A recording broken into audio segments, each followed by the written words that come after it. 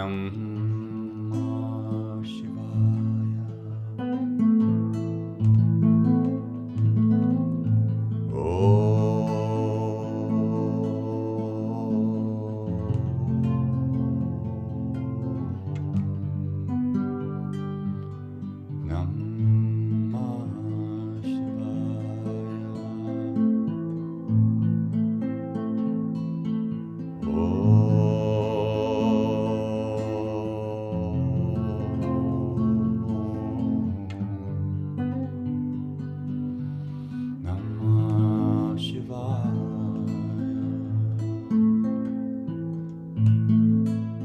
Shivaya Namah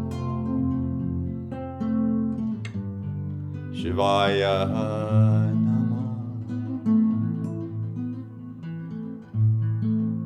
Shivaya Namah Shivaya Namah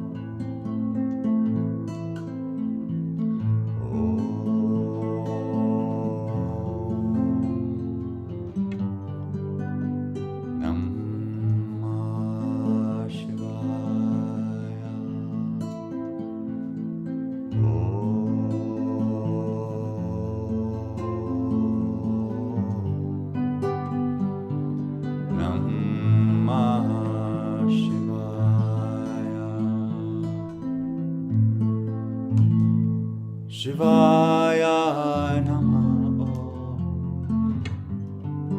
Shivaya Namah Shivaya Namah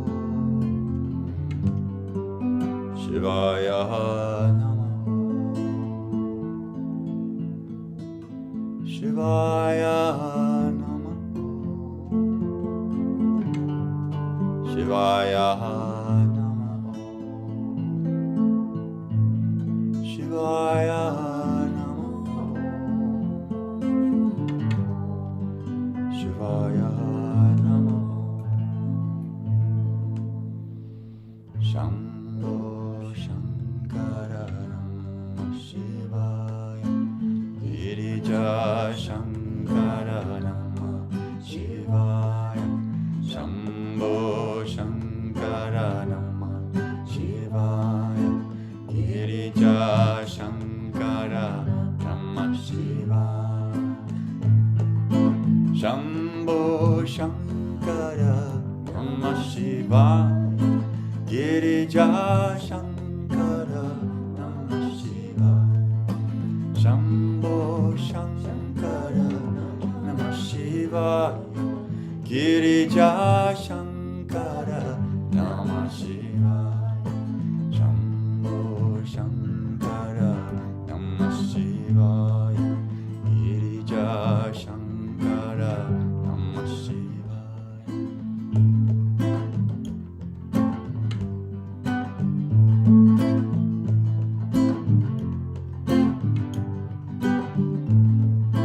Shambho Shankara Namah Shivaya Girija Shankara Namah Shivaya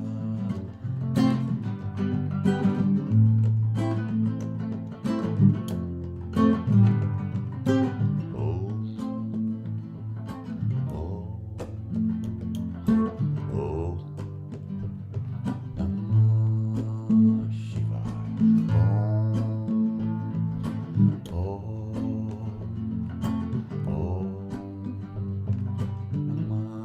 Shivaya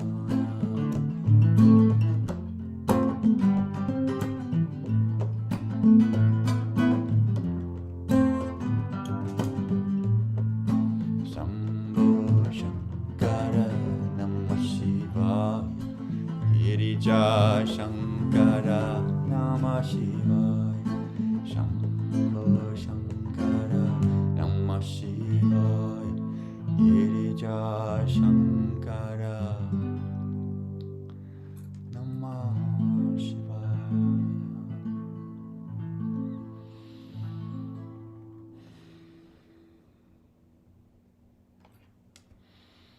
Welcome everyone. It's our Monday meditation, summertime version. Summertime's nice with the ice and snow, but wintertime's nice with a place to go. Bedtime, overtime, halftime too, but best of all, we like supper. Super duper duper supper. Little Charlie Brown. We're just gonna breathe. It's a beautiful day. Mars and Venus are conjunct, bringing balance in every way.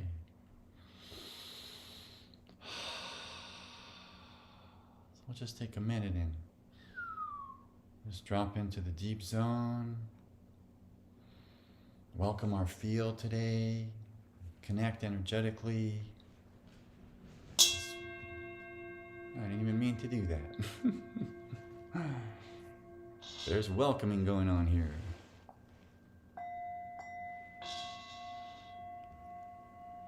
Ringing the Ganesh bell. Hoping y'all feel well. And all your obstacles and troubles just go. Fly away, fly away. Delicious beingness, delicious breath. Oxygenating. Feeling that beautiful feeling that is pure I am awareness.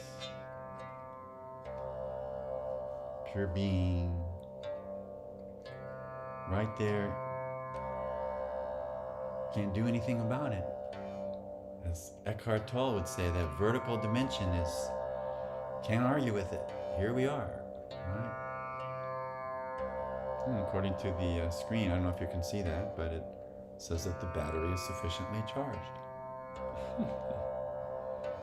Just love how the universe likes to swirl around shamanically as we skip from dimension to dimension, not to mention the dimensions. We're going to breathe through the nose, beautiful feeling. Masters of time and space we are. Hariyo.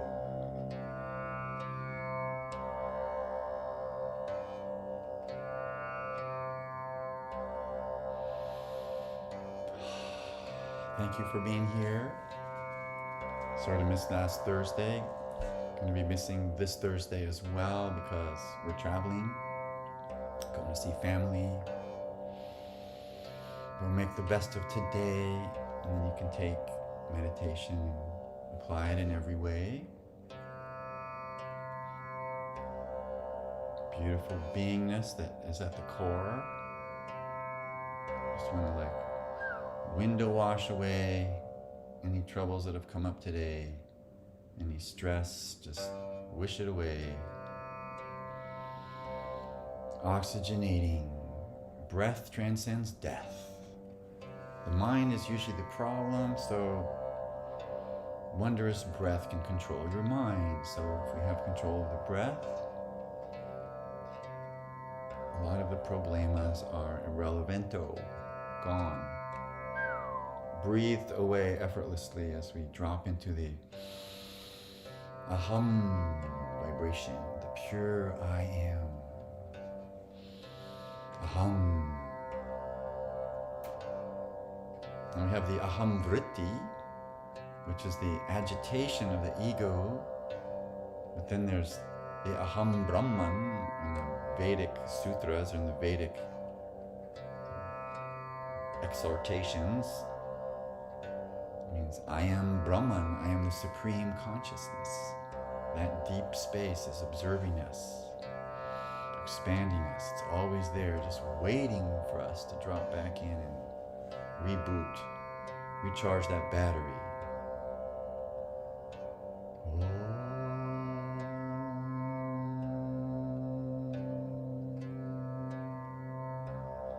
So if your mind feels it all scattered, you need to sort of pull it together, anchoring it in the self. Deep breath, beautiful feeling, aligning.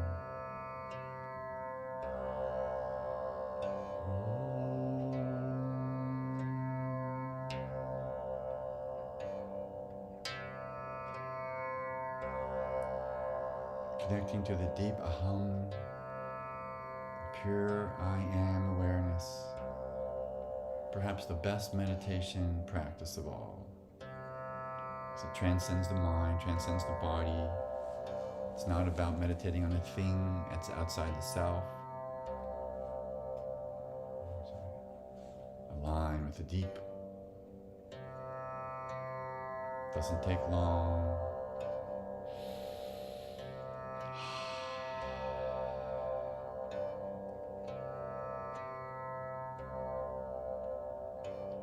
And you can use your voice to tune yourself up a little bit.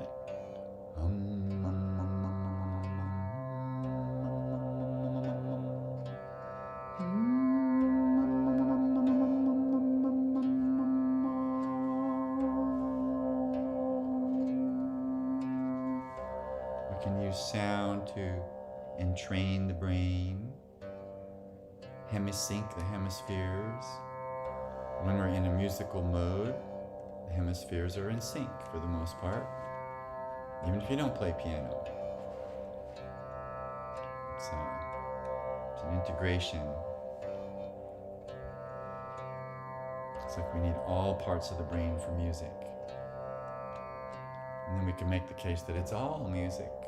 The breath, the heartbeat, the pulsations emanating from you, the prana shakti coming out of the particles.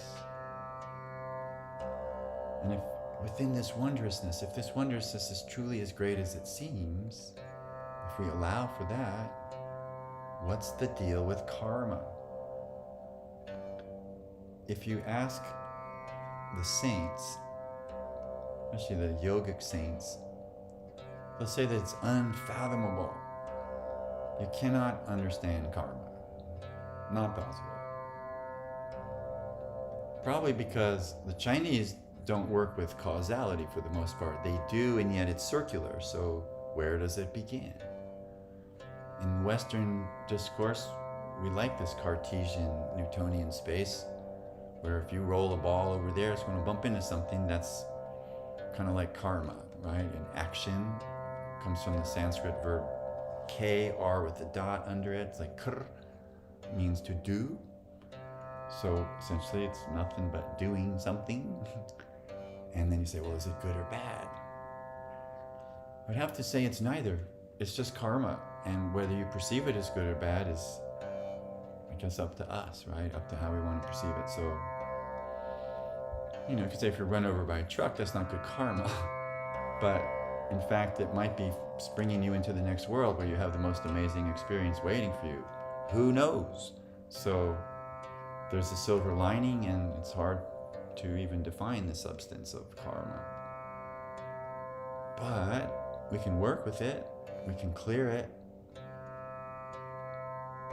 We can delete it to some degree with the mind, with understanding, with, call it zap technology, or using the forces of our frequency to create shifts, realign things, redesign things, use imagination, drop in elements.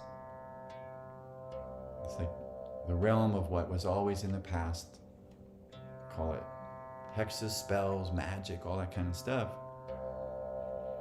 It's sort of usually banned from normal culture because it's scary to most people, but it doesn't have to be practiced as a negative art, right?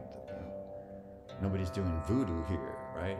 So, but what does that tell us? That if people can do voodoo and hurt you with their thoughts and their targeted mind, then they can bless you as well, correct? So we're blessing, in the business of blessing ourselves ultimately. Beautiful feeling.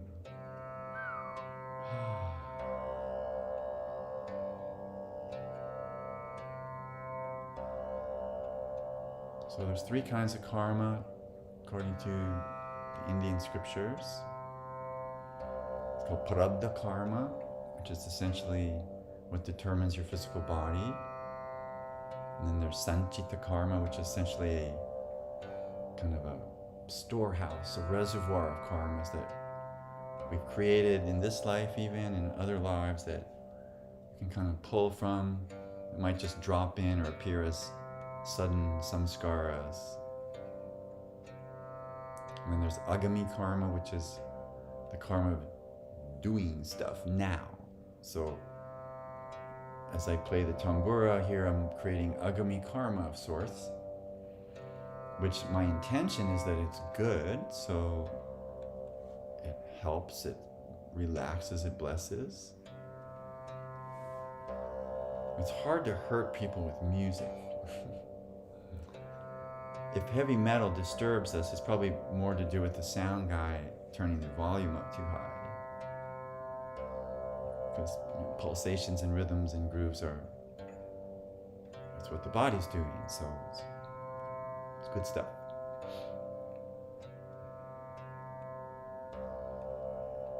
So let's put together the three karmas for a minute. So we've got the Prarabdha karma. It's like, why is your nose the shape that it is?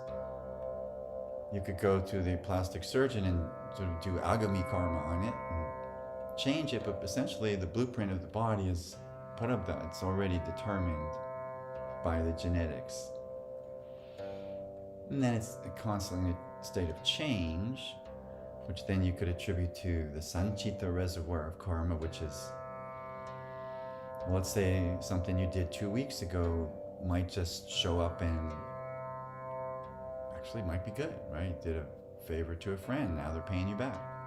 Or maybe you did something that in retrospect wasn't so good, and so now that bad feeling in your body could be the karma that is residual.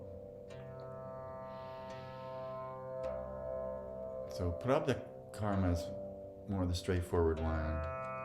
Agami karma is pretty straightforward, whatever. It's like the Beatles, instant karma. It's like the Sanchita karma is the more mysterious one. Because who knows what's going to pop up from this skeleton closet. So hence, religions throughout time and space have kind of figured this out. Like if you do bad stuff, right, you could mess up the tribe. And so they figured out ways of punishing you so that you behave and the tribal success or the tribe is preserved. Here's a weird karma for you.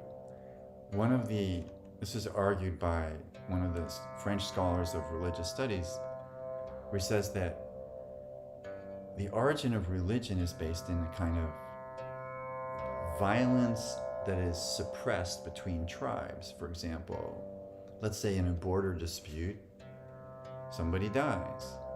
It's kind of like Palestinian-Israeli problem kind of thing. But let's just transcend that. Let's say back in the day, some tribe in South America is, in prehistoric time, or is edgy with the next door neighbor. Somebody dies. So in order to avert full-scale war, the leader of the one tribe that perpetrated the crime takes the life of his own daughter. In other words, sacrifices his daughter, which is a horrible thought, and from our perspective, but this kind of way of neutralizing the charge by sacrifice then becomes a religious impulse, evidently, right? Kind of the sacrifice is a way of balancing out guilt, dealing with karma that we don't understand or we don't know how to deal with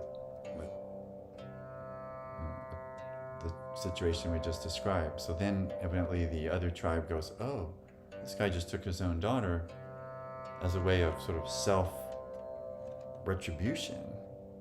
I guess we won't be attacking this tribe. Like, solved. There's another version by Freud of understanding, call it the karmas of religion and the origins of religion. And Freud argues that back in the primal horde, back when there was groups of free-roving hunter-gatherers, maybe bands of 20 to 25 people, that there was usually a dominating figure, like the father, or the most powerful member of the tribe, right? The alpha male monkey, or the, jefe, big dude. The rest of the guys didn't like that, because then that guy gets all the gals, right? He gets all the best food or whatever. It's like the hierarchy doesn't work for them. So at a certain point in time, according to this Freudian theory, they rise up and kill the father, or they kill this figurehead. And that's all very well for a while. Then they get the girls and get the food, and I don't know, maybe they go through sibling strife and rivalry and have other issues. But according to this theory, a year later, they feel guilty. So this is sort of the Freudian origin of guilt to some degree, most likely, that from killing the father, right, the parricide. And he gets a lot of his ideas from Russia, because his grandmother was Russian, Freud's grandmother was. And in Russia, you could say at those earlier times, 1900, when communism was, the revolutionary period, last 100 years, communism got rid of God, got rid of the father, essentially. So this impulse to kill the father and then feel guilty about it, very interesting. So according to Freud, a year later, this tribe then kills a totem animal as a substitute sacrifice. It's like, what does that sound like, right? Thanksgiving. It's like the death to the bird to assuage the guilt of the collective psyche. And because at that point they've probably forgotten about the dude that they took out, but there's this weird feeling in their body like, oh, we killed the guy, right? There's some sort of residual karmic regret, or who knows, maybe he's torturing them in an invisible world as a spirit. But either way, they feel guilty and do a sacrifice. And then eventually, people don't really, it's like Nasruddin in the donkey story. Some guy buries his donkey by the side of the road and is crying and praying, and people think, oh, he must be a saint, and there's another saint under the mound, and pretty soon it becomes a temple, and people come from miles around to worship what essentially is the donkey. But they don't know that. So these things evolve. Karma is very strange. So without getting too much more into these unfathomable things, let's say what is reasonably fathomable is that we can do healing, we can do meditation, we can do things that ultimately delete the karma or resolve the karma enough so that it's not a problem, or you're liberated from it, enough of it, that it's like instead of having a really bad headache, it's just sort of low-grade deal. Wouldn't that be great if your most horrific karmas could just be reduced to low-grade deal, right? You won't be run over by a truck, your relative in-laws won't attack, other people, whatever it is. So, we think in America, well, we wouldn't do that. We're civilized people, but I don't know. Watch the news lately. So, karma. Okay, so I'm feeling that the most important thing I could share about it is the escape hatch from karma appears to be that we can transcend time and space and some of the inequalities thereof and strange karmas that come with the realm it's a vertical ascension, you could say, up the ladder of being. Up in India it's called up the ladder of the tattvas, and each tattva is like a kind of a state of consciousness. As you approach God, you get closer to those tattvas, and they're increasingly transcendental, and they liberate you from the world of form and action, because they bring you to the space of non-being, non-doing. And so if you can truly resonate in the space of non-doing, you're not doing it. Karma's not yours. You could do some strange thing and liberate yourself in the non-doing space. That almost seems like a cop-out. Your body could still go to jail, but you're liberated. You didn't do it from this cosmic point of view. God did it. Okay, we propose that to some folks, probably catch a lot of argument around that. But it just seems to me that if you really understand the Indian scriptures, Indian philosophy, the experience of these yogis and saints over millennia, this is what they're suggesting, is that there is this 0 point place kind of the Dirac sea, as it's referred to by physicists. This infinite potential is there. And that is not a realm of causality. That is just so interesting to me, because we essentially live in a realm of causality, right? If I throw the ball at you, it might hit you. But on the quantum level, these things are just blinking on and off. These particles are waves, these waves are particles. These electrons are teleporting from one shell to the next. What's the deal, right? If there's no substance to the thing, if it's just blinking on and off, who's doing anything? So that would be the argument of the Indian sages, right? You're not the doer, you're the divine observer, which ultimately, by this way of thinking, liberates you from the doership, removes the karmic guilt layer, certainly the negative charge that messes you up from it, even though you might have to suffer the consequences of the karma from an external point of view. The great sage Ramana Maharshi was describing a time when he was sort of walking fast through some wooded area, and he disturbed some bees, and the bees all stung him. And the friend that was with him was like, "You just let those bees sting you."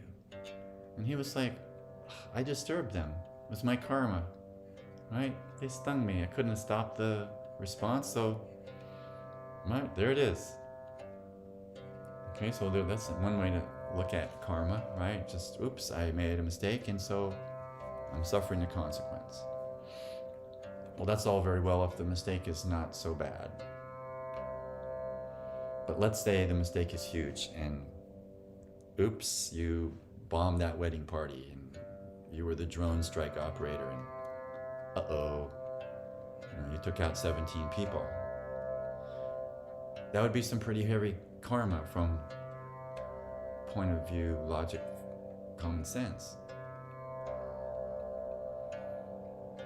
Well, I'm not saying there's much hope for that dude from the internal point of view unless he's truly done some spiritual work, because it's pretty hard. Just your regular cops, they shoot a gun once and they're traumatized, some of them. So what to do with this really intense karma?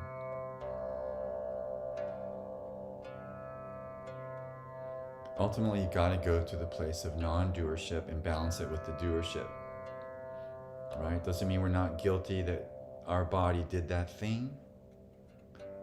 But if the intention was not that, you're that much more liberated, right? It's unintentional. And that changes the inside-out factor a great degree. Because healing is intention and frequency, and so your intention might have been to heal the person, and then inadvertently maybe they stumbled on a rock and blamed you. But maybe you'll feel guilty, but maybe you're not. Karma's weird.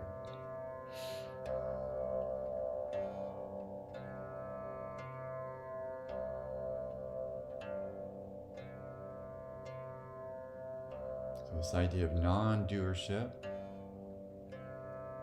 this realm of infinite potential, the quantum physics of your being and your body, where there is no causality in some mysterious, mystical point of view.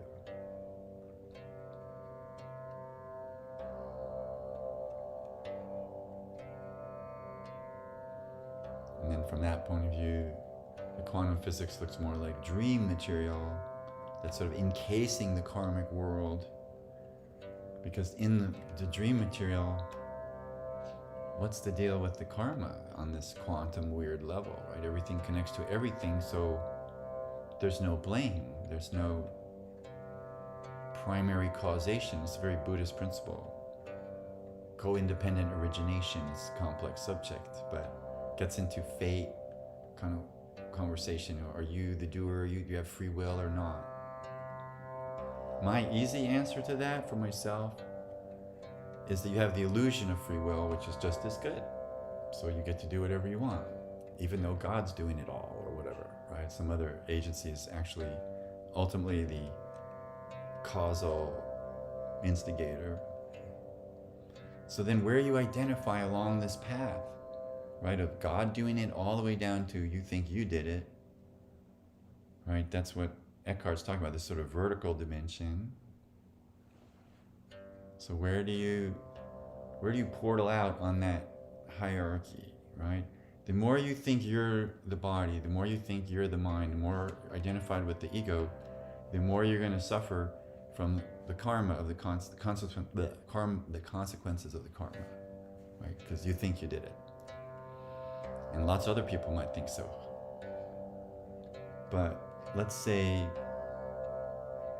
there are people who the gun just slips. I was teaching at a school once, and a cop was coming to give a presentation to the kids, and then he didn't show up because a fellow cop had accidentally put his gun in his holster in that morning wrong and shot his leg off practically. Self-inflicted wound. What kind of karma is that? It's not intentional, but it has a huge disastrous effect. Well, what I would say to that is that guy subconsciously wanted to hurt himself and then acted it out, but that's not a conscious level action. And that's where it gets really mysterious, right? Where is the subconscious and the conscious crossover? Speaking of Freud, this is where, I know I'm talking a lot today, but I think you'll like this. Dostoevsky wrote The Brothers Karamazov, and some folks would say that that's really the origination of how we began to think about the subconscious and the unconscious mind as a Western culture, because the Russian writers were writing about this subject, and then the European philosophers and psychotherapists sort of took that, and Freud turned it into a theory. But Dostoevsky was writing about four brothers that ostensibly all killed their father in some way or another. One of them actually does. The other one wishes he had. And the other one subconsciously kind of wants to kill him. And the other one's a saint. And so that shifts the equation. But very interesting study in doership. Who's responsible for killing the father ultimately? Because the one who actually does is also driven by the collective energy of the other brothers that want that. And so where does the blame lie? And so then you could say, if you apply that to collectives, where does the blame lie when there's a collective crime? Are we all responsible? Probably.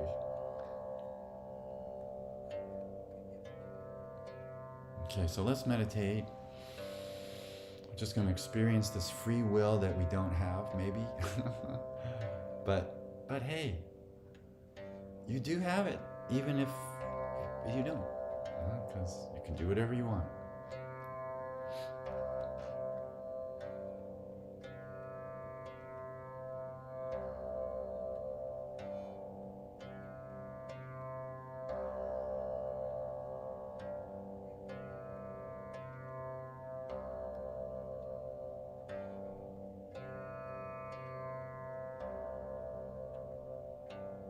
One might think, oh, I want to do something, but then I feel something's pushing me away from it, or these people don't like it, so it's hard to think about doing it. The resistance is getting thick. Well,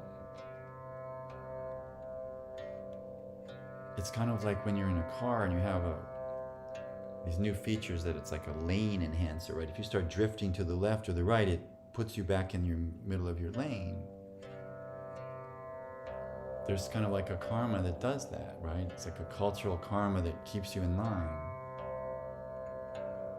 And you can feel as you move, as you glide to the left, that this pressure is pushing you back to the middle. Right? So what is that? Is that a karma? Is that your subconscious mind karma saving your life? Yes, probably, but there's other forces as well, right? The car itself knows what it should be doing at this point, these smart cars. So it's your good karma to have a good car. A good vehicle.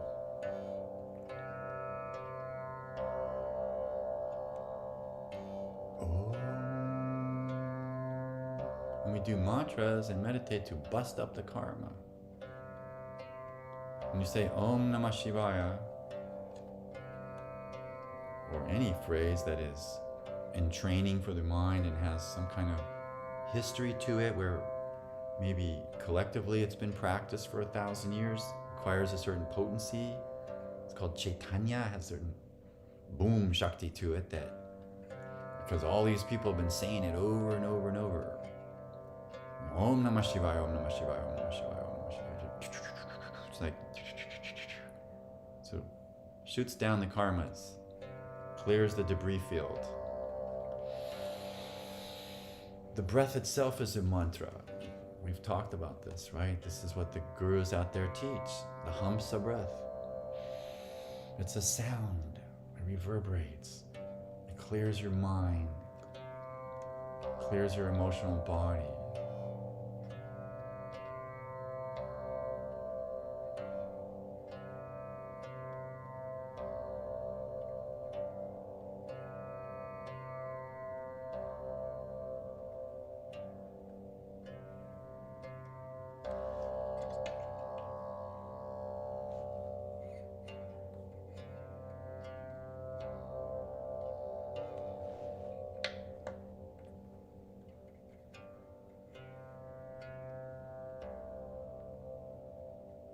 Mantra that we've been using, let the stillness clear the illness.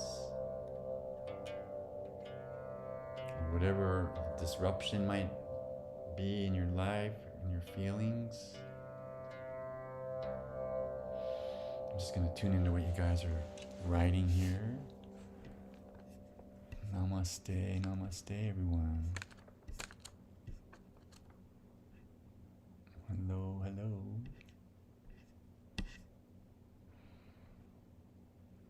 Glad you're appreciating the explanations.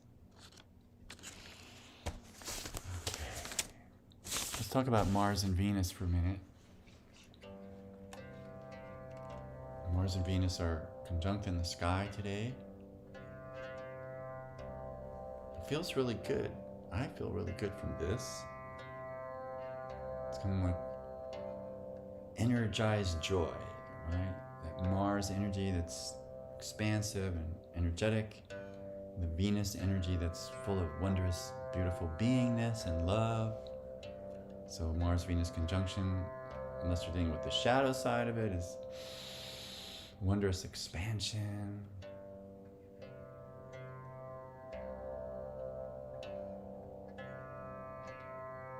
In my own chart, I have Mars-Venus in Leo, like it is today.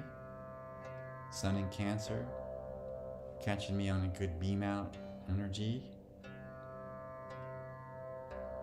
Mars and Venus, kind of a nice balanced polarity. You could say it's the essence of the Kundalini, is to have this balance of the Ida and the Pingala nadis, the balance of the sun and the moon, left brain and the right brain,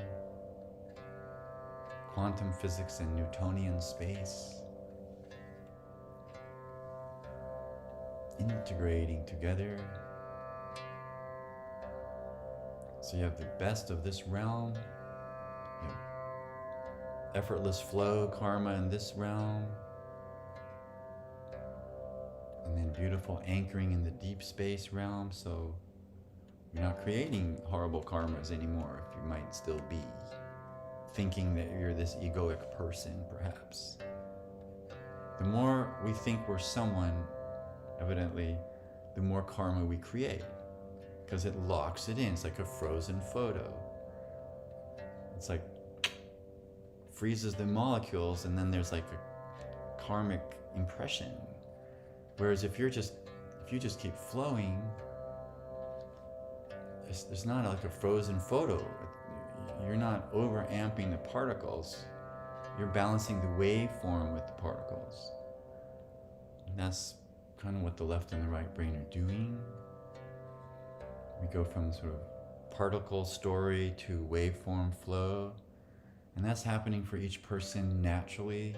The brain is alternating its hemispheres periodically during the day. So you can't do math for too long. You go from this kind of arithmetic A, B, C, D, F, G, left brain, Apollonian, daytime, solar energized, boom power, externally oriented, to this more introvertive, lunar, imaginative, poetic, geospatial realm of the right brain. More spacious graciousness liberates us more from karma because the identity is more fluid. So that might be a good way to think. Make your identity really fluid, and then you're a lot less to blame, right? Just feeling your natural fluidity.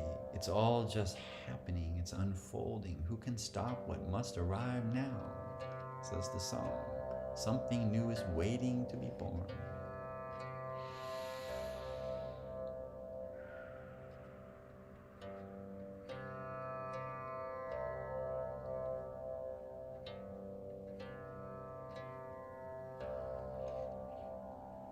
I'll just use some different sounds to bring us into that clarity.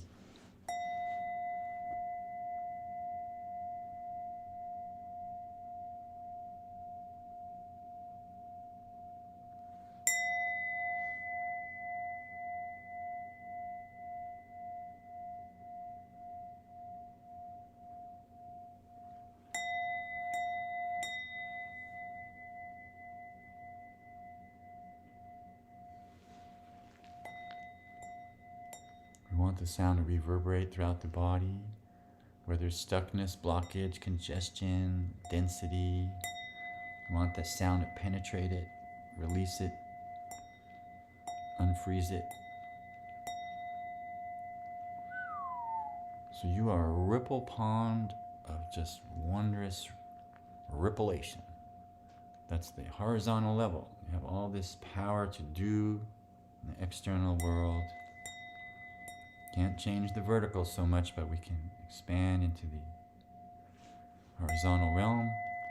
This is Eckhart's analogy. I'm just using it to talk about this, call it the scalar nature of perception, that on each level of tattva, each part of this totem pole of spiritual hierarchy, there's different states are available.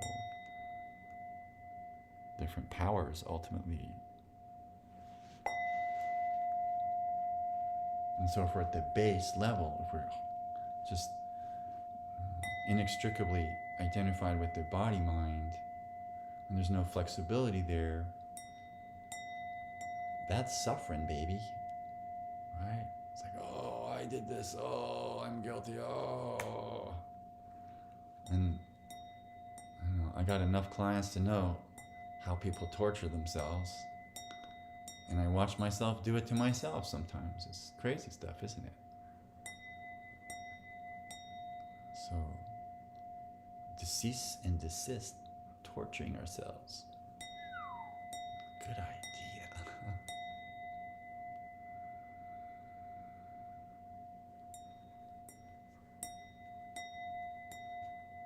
Oh. Just dropping into the softness.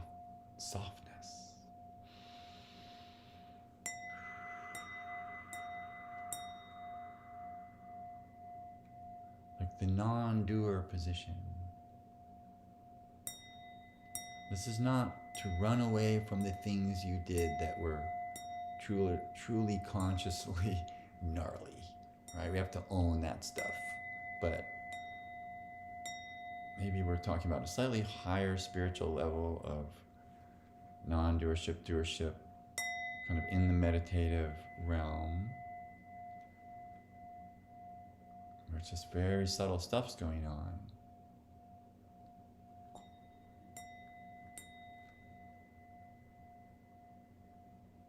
And so this classic understanding of healing is accepting reality for exactly the way it is, which would then be to say, hey, my karma's the way it is.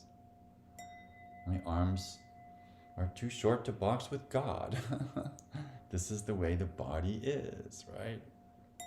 Now we're changing it.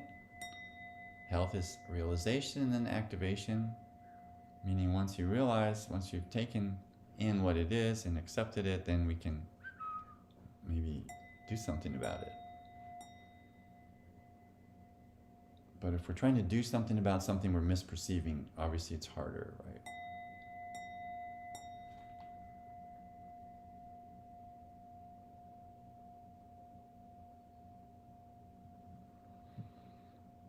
Sound as a nice way of sculpting space, sort of opens it up.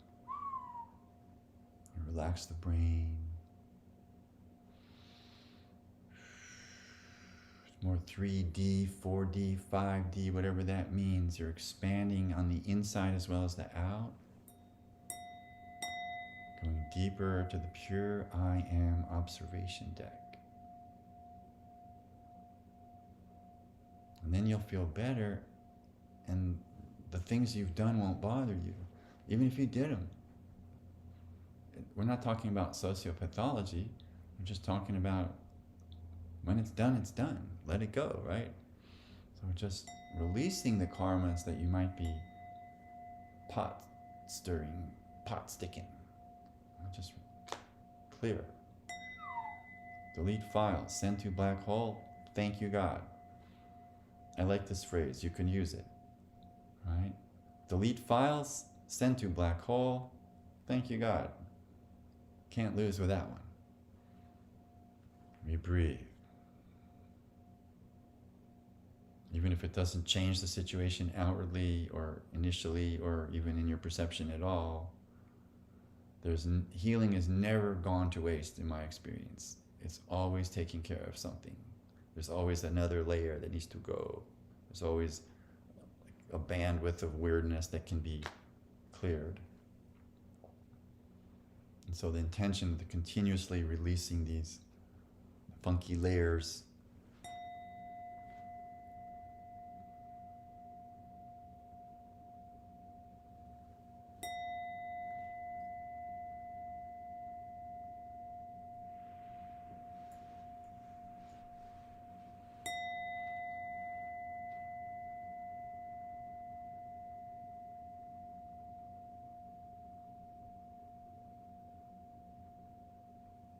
when people get the vaccine, they say there's a shedding, right? And so when we get, you could say, vaccinated by God or initiated by higher consciousness one way or another, whether it comes in a dream, it's your own deep self initiating your less deep self, however you experience it, you're going to start shedding your funky particles, right? Whatever's not quite right is going to just release as it adjusts, recalibrates to the newer reality of higher consciousness, higher frequency. Like the old coconut husk, just shed, delete, release, relax, restore, rejuvenate. Like a snake skin that sloughs off. Karma comes off in husks.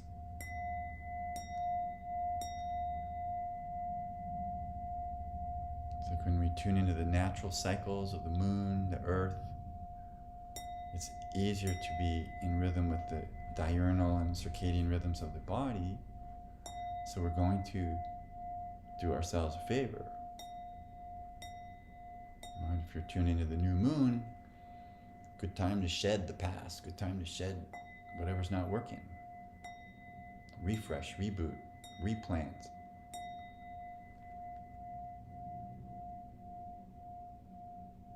And then when the moon is full and we feel the energy building,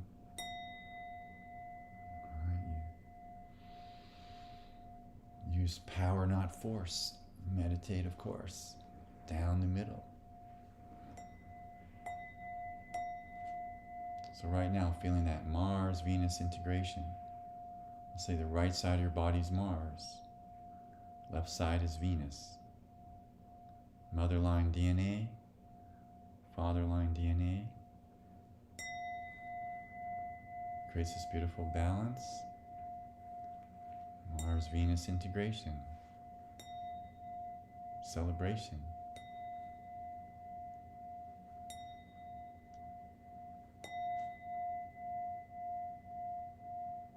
Now, it could be that Mars agitates your heart. Depends on your other stars. Could be that the Venetian energy sort of dampens your Martian expansion. Doesn't really feel like a problem, though. So make good use of Mars-Venus integration, integrating our own Mars-Venus inclination.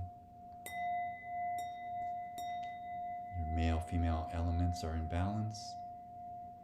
It allows the Kundalini to rise up. The red serpent, Kundalini rising when the Ida Pingala are in balance.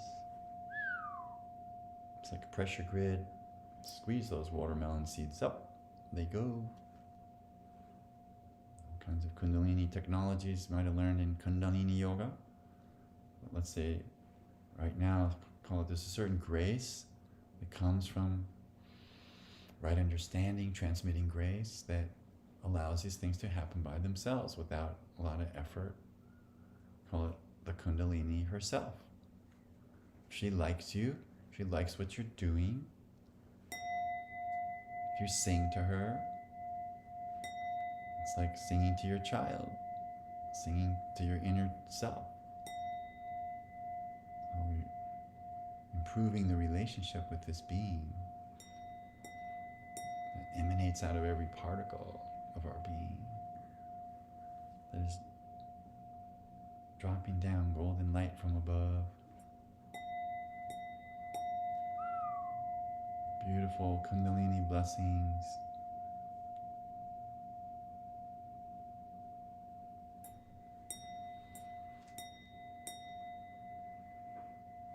Getting the sort of the Durga energy coming up. Durga, Durga, Durga Jai Jai Ma.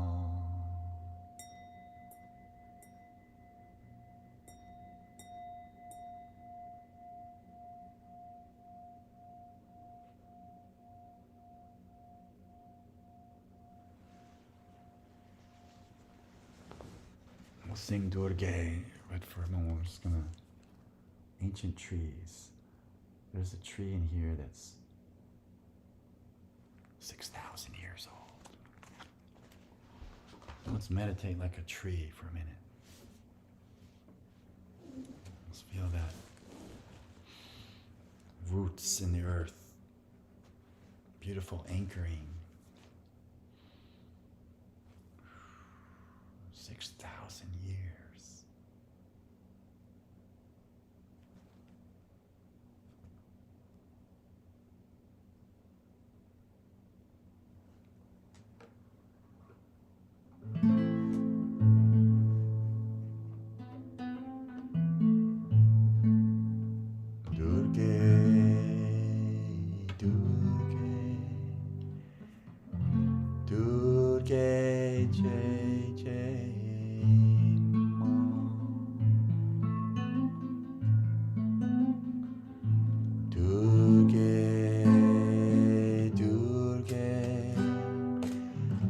Durga Jai Jai Ma. Durga, Durga, Durga Jai Jai Ma. Durga, Durga, Durga Jai Jai Ma.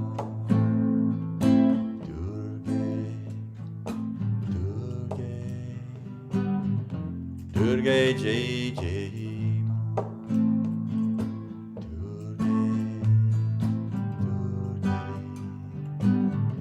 Durga Jai Jai Ma.